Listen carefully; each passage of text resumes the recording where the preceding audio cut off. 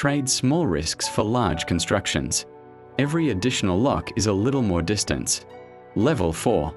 Relationships change. Your friends become consultants or confidants or both.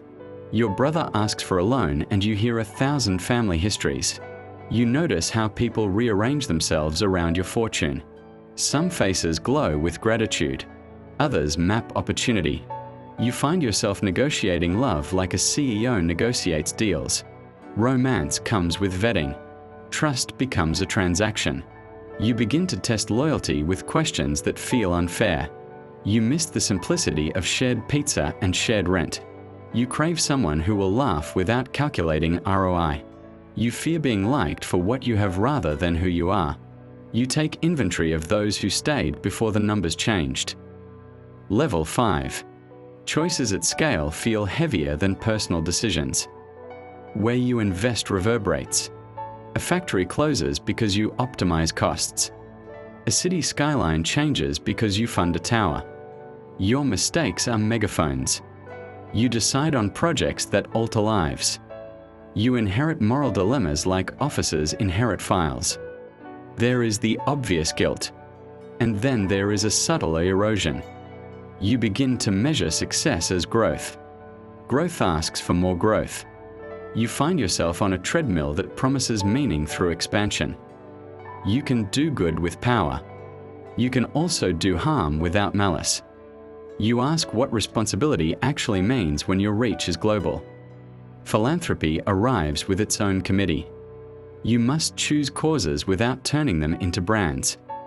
You must learn to listen louder than you speak. Level 6. Publicness becomes a second life. Stories about you become alternative facts. You are famous for things you forgot doing. You are criticized for decisions you didn't know you'd make. Every headline is a mirror that cuts. You curate your image the way you once curated playlists. Authenticity is a product you try to preserve while everyone sells their version of you. You read op-eds about your moral failures like weather reports. You learn to answer softly and file the rest away. You hire publicists who teach you the language of contrition and conviction. You discover that being known is not the same as being understood. And privacy, once a right, turns into a negotiation with the world. Level 7. Legacy becomes a question with teeth.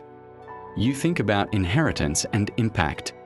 You imagine plaques and program names. You wonder whether your name will mean comfort or a cautionary tale.